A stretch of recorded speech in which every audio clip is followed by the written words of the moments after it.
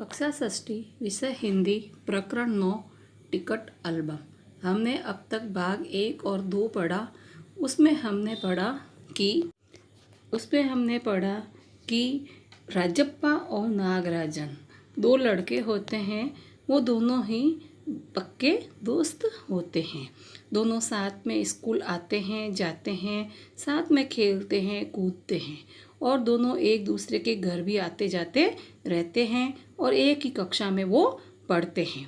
तो राजप्पा के पास में क्या था, एक टिकट एल्बम था। तो उसने उस टिकट एल्बम में क्या किया था, अलग अलग देशों के टिकट ले लेकर लोगों से भी इकट्ठे कर कर के उसने एक बहुत ही सुंदर एल्बम बनाया था, जिसकी उस स्कूल में क्या हो रही थी, बहुत ही ज़्यादा चर्चा हो रही थी और वो पूरे स्कूल में मशहूर भी हो गया था और सभी उसकी एल्बम देखने के लिए उत्सुक रहते थे और सभी उसकी एल्बम देखते थे। उसके दीदी जी भैया जी ने भी उसकी एल्बम की बहुत ही प्रशंसा भी की थी कि आपकी एल्बम बहुत अच्छी है। उसने बहुत अच्छे अच्छे से टिकट ला ला कर उसके अंदर कटिंग करके और फिर उसको सजाया था और चिपकाया था। दूसरी तरफ क्या था, नागराजन का एल्बम था। तो वो नागराजन का एल्बम था, उसको उसके मामा जी ने सिंगापुर से उसके लिए टिकट तैयार करके उस एल्बम को तैयार करके उसके मामा जी ने भेजा था। उसके एल्बम में इतने टिकट नहीं थे जितने कि राजप्पा के एल्बम में टिकट थे, लेकिन उसका बाहर से सजावट, उसकी डिज़ाइन, उसका मटेरियल इतना सुंदर था कि धीरे धीरे सभी भैया बहन थे वो राजप्पा को छोड़कर नागराजन के पास में आकर उसकी एल्बम देखने के लिए उत्सुक हो रहे थे और उसकी चर्चा पूरे विद्यालय में कर रहे थे। तो इन सब बातों से राजप्पा के मन में क्या होता था, धीरे धीरे ईर्ष्या जगने लग गई थी। तो नागराजन से बहुत ही ज़्यादा घमंडी है और नाराज़ भी रहता था। तो जब नागराजन था ना, वो उस एल्बम को लेकर अपने गोद में रखकर बहुत ही अच्छे तरीके से पन्ने पलट पलट कर उस एल्बम को सभी को दिखाता था और उसे दिखाने में बहुत खुशी भी होती थी। तो लड़के तो क्या, लड़कियां भी उस एल्बम को देखने के लिए क्या थी, बहुत ही उत्सुक हो रही थी, उनको भी देखनी थी। तो सब लड़कियों ने अपनी एक मुखिया थी कक्षा की, वो तेज तर्रार थी पार्वती, उसको उसने कहा कि हमको भी देखनी है। तो पार्वती उसके पास में जाती है और उसको कहती है कि मुझे एल्बम देखनी है। तो फिर वो एल्बम उसको दे देता है और वो सुबह से शाम तक सब लड़कियां देखकर छुट्टी के वक्त उसको वापस कर भी देती हैं। और वो एल्बम था, उसको जब सब लोग देखते थे तो राजप्पा था, वो चुपके चुपके नीचे नीचे नजरें कर कर उस एल्बम को देखता था। लेकिन जो एल्बम थी ना, उसके ऊपर क्या लिखा हुआ था, बहुत ही सुंदर अक्षरों में उसके ऊपर लिखा हुआ था AM नागराजन और इसके नीचे एक कोटेशन लिखा हुआ था, पैराग्राफ लिखा हुआ था। उसमें लिखा हुआ था कि इस एल्बम को चुराने वाला बेशर्म है। ऊपर लिखे हुए नाम को कभी देखा है? यह एल्बम मेरा है। जब तक घास हरी और कमल लाल, सूरज जब तक पूर्व में उगे और पश्चिम में छिपे, उस अनंत काल तक के लिए यह एल्बम मेरा है और रहेगा। तो वो ये एल्बम उसके ऊपर लिखा हुआ था, उसकी कॉपी थी। वो क्या करती, सब लड़के लड़कियां उसकी कॉपी को अपनी फाइल के अंदर लिख रहे थे या कॉपी के अंदर उसको नोट कर रहे थे। तो ये बात उसको राजप्पा को अच्छी नहीं लग रही थी। तो राजप्पा होता है, वो कहता है सब लड़कों से, तो क्या उसकी नकल कर रहे हो, तुम नकलची हो क्या? तो ये बात सुनकर सब लड़के तो चुप थे, लेकिन एक लड़का था कृष्णनंद, वो बहुत तेज था। तो उसने राजप्पा से क्या कर दी, बहस कर दी और उसने कहा कि तुम्हारा एल्बम तो क्या है, कूड़ा है, तुम्हारा एल्बम तो फिसड्डी है, क्योंकि तुम्हारा एल्बम है जो क्या है, नागराजन से बेकार भी है, पुराना भी है। तो नागराजन का एल्बम जो है वो ज़्यादा अच्छा है। तो राजप्पा को ये बात अच्छी नहीं लगी। उसने कहा कि क्यों, टिकट उसके एल्बम में भी है, लेकिन वो क्या एल्बम में नहीं है मेरे एल्बम में। तो कृष्णनंद कहता है कि तेरे एल्बम में इतने टिकट नहीं है जितने कि उसके हैं, अगर तेरे पास है तो इंडोनेशिया का टिकट दिखा। तो इस बात से राजप्पा कहता है कि जो उसके एल्बम में है वो मेरे एल्बम में नहीं है, लेकिन जो मेरे पास है वो उसके पास थोड़ी है, लेकिन उससे ज़्यादा तो मेरे टिकट्स भी हैं। लेकिन दोनों में क्या हो जाती है, बहस भी होती है। तो वो कहता है कि अगर है तो मेरे पास तो बहुत सारे टिकट है, अलग अलग देशों के भी टिकट है, लेकिन वो मानने को तैयार नहीं होता है। तो लेकिन दोनों के एल्बम में सिर्फ यही एक फ़र्क था। क्या फ़र्क था कि उसका एल्बम था वो एकदम सिंपल सा था, बाहर से दिखने में सिंपल सा था, अंदर टिकट थे बहुत सारे, लेकिन बाहर से सादा सिंपल था। और नागराजन का एल्बम था वो क्या था, बहुत ही खूबसूरत था और दिखने में भी बहुत अच्छा सा लग रहा था, क्योंकि बाहर का मटेरियल उसका बहुत अच्छा था। तो दोनों में बहस हो जाती है और वो कहता है कि अगर मुझे 10 रुपये में टिकट की शर्त भी लग जाती है कि शर्त लगाता हूँ, अगर तो वो कहता है कि जो टिकट नागराजन में है वो तुम्हारे एल्बम में हो तो 10 रुपये की शर्त। और इस सवाल पर राजप्पा कोई जवाब नहीं देता है। तो राजप्पा को एल्बम को तैयार करने के लिए बहुत ज़्यादा मेहनत की आवश्यकता पड़ी थी, क्योंकि वो गांव-गांव घूम घूम कर अपनी टिकट्स जमा कर रहा था और 2 ऑस्ट्रेलिया की टिकट लेता था और उसके बदले में एक फिनलैंड का टिकट लेता था। 2 उसको दे देता था ऑस्ट्रेलिया का और एक फिनलैंड का लेता था। 2 पाकिस्तान के टिकट के बदले में एक रूस का टिकट लेता था। ऐसे करते करते वो सारे टिकट्स को घर घर घूम घूम कर दोस्तों के पास से, गली मोहल्लों से सबसे इकट्ठे करके और फिर वो शाम होते ही वह अपने घर पहुंचता था और बस्ता एकदम एक किनारे में फेंकता और खड़े खड़े जल्दी जल्दी कॉफ़ी पी और नाश्ता चबेना जो उसकी माताजी देती थी वो अपनी जेब में डाल देता था, निक्कर की जेब में डालकर, और 4 मील दूर तक अपने दोस्तों के घर जाता था और इस तरह वो अपनी सारे टिकट्स इकट्ठे करता था। और नागराजन था वो तो क्या था, उसने तो कुछ मेहनत की नहीं थी। अब राजप्पा को अपनी एल्बम थी वो क्या लगने लग गई थी, कूड़ा लगने लग गई थी। अब हम आगे पढ़ते हैं। राजप्पा को लगा अपने एल्बम के बारे में बातें करना फालतू है।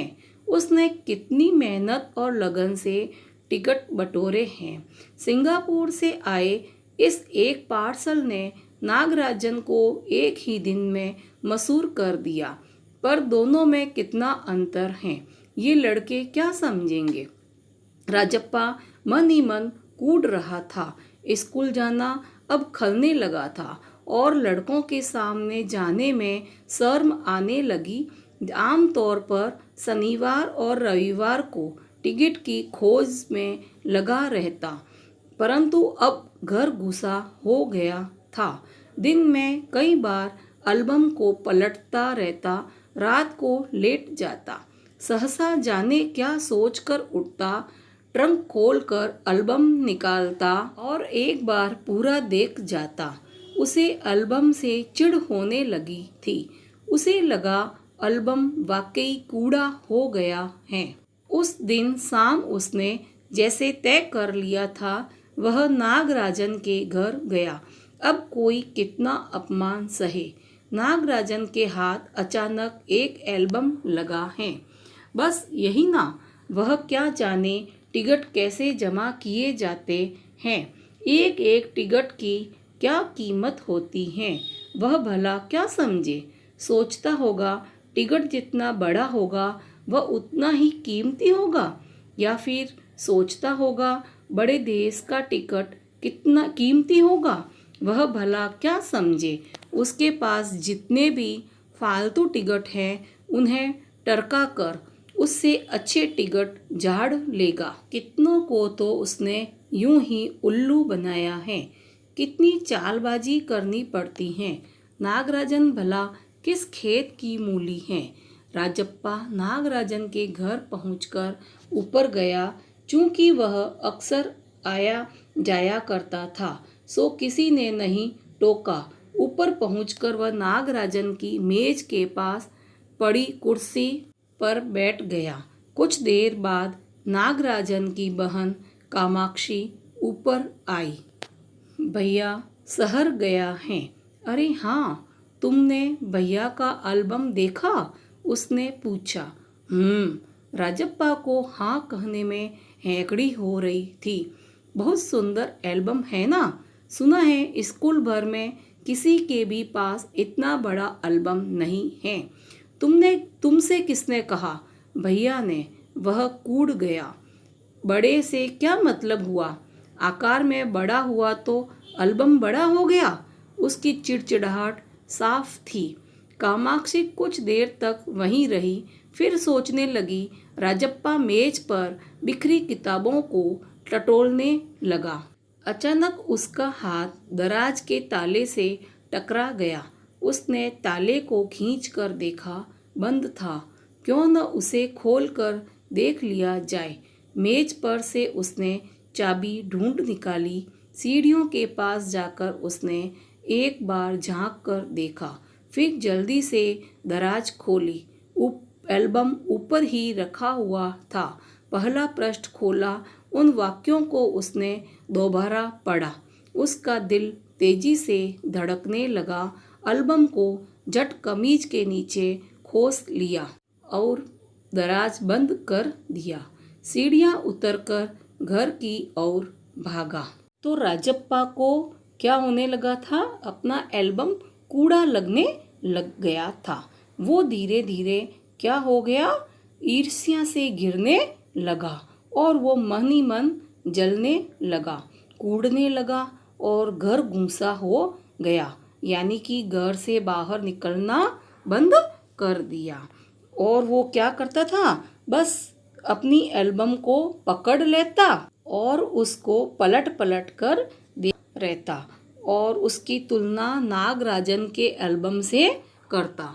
फिर उसको भी एहसास होने लगा कि सच में नागराजन के एल्बम के सामने उसका एल्बम क्या है?